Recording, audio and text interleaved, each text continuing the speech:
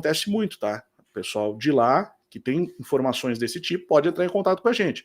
A gente pretende ir até lá e ver, tá? A gente não quer ficar só de longe, né, mostrando. Eu quero ir lá e ver isso daí de perto, tá? Então, é isso. Deixa eu voltar aqui. Vamos continuar.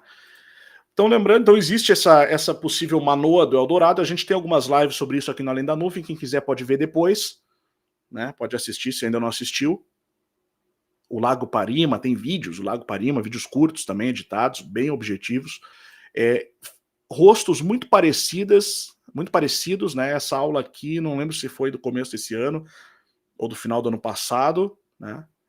Então, a gente está fazendo alguns contatos aí com alguns pesquisadores, tá?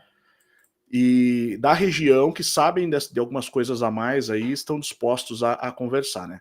Mas enfim, então a seca histórica no Rio Negro fez aparecer imagens rupestres de indígenas que habitaram a Amazônia séculos antes da invasão dos colonizadores portugueses e ajudaram a entender um pouco mais sobre os povos que viveram na região de Manaus entre 1000 e 2000 anos atrás. O sítio arqueológico Lages pode ser muito mais que isso, tá? Eles estão falando aqui, então, ou seja, de 1000 a 2000 anos, mas eu tenho estudos que mostram que essas mesmas imagens aí podem ter até 5000 anos. Tá? O sítio arqueológico Lages fica próximo ao encontro das águas dos rios Negro e Solimões, e já era de conhecimento dos arqueólogos. Foi registrado em 1968, ó lá, mas a queda sem precedentes do nível do rio trouxe à tona imagens que não eram conhecidas. Elas são uma expressão fortíssima como esses povos viram e representaram elementos importantes de suas culturas.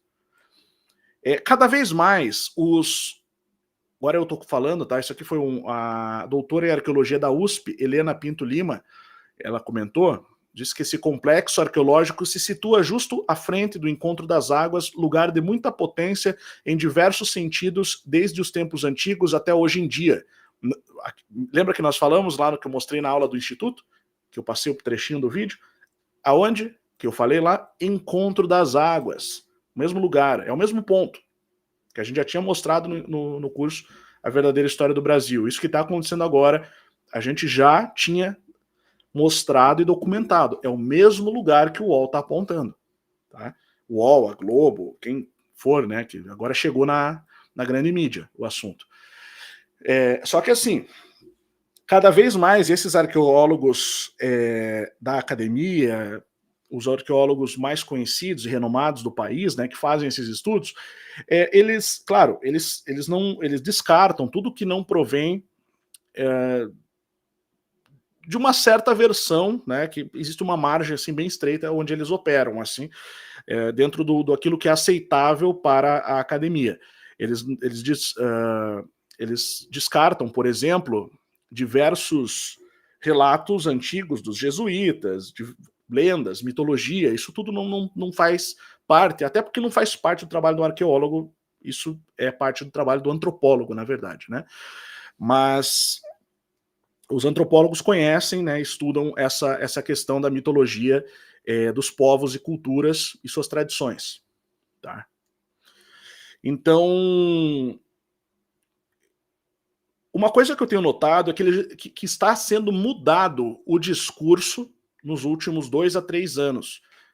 Desde que nós começamos a trazer isso à tona na internet, que faz mais ou menos isso, uns 3 anos, que a gente começou a jogar isso com força, essa questão de sociedades transcontinentais de outros continentes, chegando ao Rio Amazonas em tempos muito mais antigos, não apenas em 1500 com Pedro Álvares Cabral, chegando no Brasil, mas sim, possivelmente desde os fenícios, cartagineses, antes disso, fenícios, hebreus, cartagineses, vikings, celtas, egípcios, babilônios, possivelmente.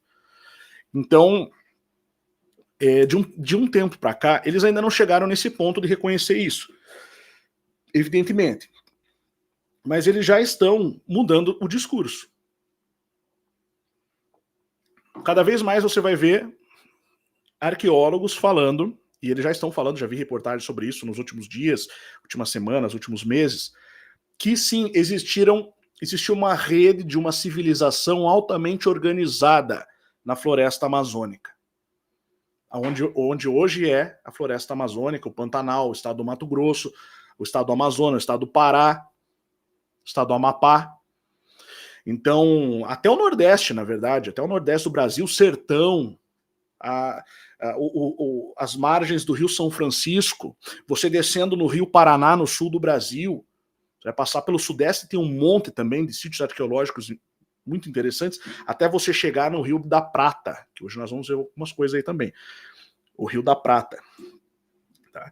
Então, eles ainda não chegam nesse ponto, mas eles já estão falando e reconhecendo que sim, existiam civilizações altamente organizadas.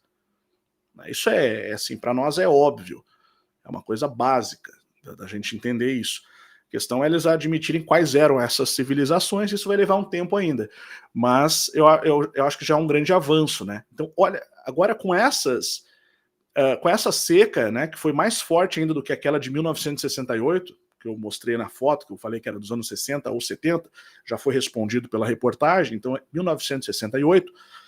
Então a gente tem aqui imagem de cabeça gravada no sítio arqueológico Lages, em Manaus. Tá? São diversos, né? Aqui, ó, lembra que no estudo que a gente estava vendo ali, a gente viu que gravuras ficaram visíveis na seca de 2010, né? Então, essa própria pesquisadora aqui, que citou aqui, que falou, né? A Helena Pinto Lima, tá? Pesquisadora do Museu Paraense, ela está lá próximo, né? Ela fez visitas e registros junto com a equipe do Museu Amazônico da UFAM, Universidade Federal do Amazonas, tá? O FAM, e IFAM, Instituto do Patrimônio Histórico e Artístico Nacional. Registramos quase 30 pontos ou concentrações contendo polidores, cúpulas e gravuras. Hoje, pelas imagens disponíveis, vejo que novas gravuras apareceram em relação àquela época. Tá? Então, os novos registros serão analisados pelo professor e pesquisador Carlos Augusto da Silva, da UFAM. Ele afirma que pretende fazer as descrições em visita neste sábado. Professor da Federal do Amazonas, Universidade. Essas gravuras são, na verdade, símbolos históricos antigos em que os povos utilizavam as rochas para registrar seus comportamentos sociais. Também pode refletir que é possível que os registros representam comportamento socioambiental humanizado, em que a água, a terra e a floresta eram como irmãos. Havia zelo pela vida. Mas aqui a gente já entra num discurso, né? De tentar entender a mentalidade daquele povo naquela época. Enfim, são alguns os detalhes, né? Você vê que aqui ele menciona esse outro pesquisador aqui, o Filippo Stampanoni Bass, ele citou a região do Rio Urubu também, que foi a mesma que eu tinha mostrado lá que é bem no encontro das águas. Não é um riozinho não, né, pessoal? Olha o tamanho do lugar e como tá seco o Rio Negro. Né, de Lages, sítio arqueológico Lages, em Manaus. Então o pessoal já conhecia, e não é à toa, né, que provavelmente tem esse nome Lages, né? Você percebe que são pedras em uma linha bem reta. Então esse nome Lages aí não é à toa, tá? Parecem realmente lajes, é um negócio bem reto feito ali. Né? E grande, muito grande. Tá? A pesquisadora Marta Sara Cavallini fez a sua dissertação de mestrado estudando a região do Rio Urubu. Ela afirma que o período delimitado das gravuras foi marcado, até vou analisar depois o trabalho dela. Tá? Isso eu já não coloquei lá no Instituto, eu preciso conferir, porque a gente colocou alguns estudos que são públicos, do domínio público, ou liberados para finalidade acadêmica, nós temos lá no Instituto, na biblioteca. Né? A biblioteca é um plus, é um a mais, né? um bônus que nós damos ali dentro do Instituto para os alunos, onde a gente vai colocando os materiais, as fontes, os livros, os PDFs, estudos, artigos acadêmicos, teses de mestrado, doutorado, teses de TCC, tudo que tem a ver com aquilo que a gente está pesquisando. Dependendo da gente concordar ou não com as conclusões, são estudos acadêmicos que a gente vai colocando na biblioteca do Instituto para Pesquisa, tá? Para quem estiver assistindo às aulas poder acessar e pesquisar. Então, ela fez a dissertação de mestrado dela estudando essa região, e ela afirma que o período delimitado das gravuras foi marcado porque antes de 2000 anos atrás esses blocos de pedra não eram visíveis. Logo, não era possível desenhar porque o rio Urubu não passava por lá.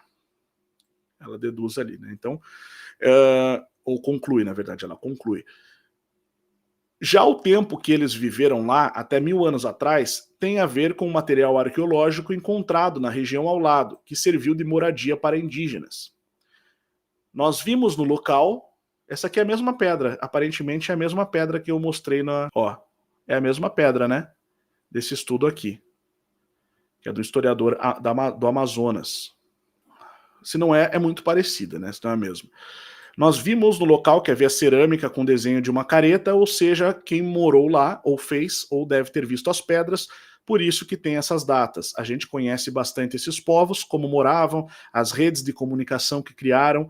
Essas gravuras são um código de comunicação antiga. É uma forma de comunicação que antecede a escrita.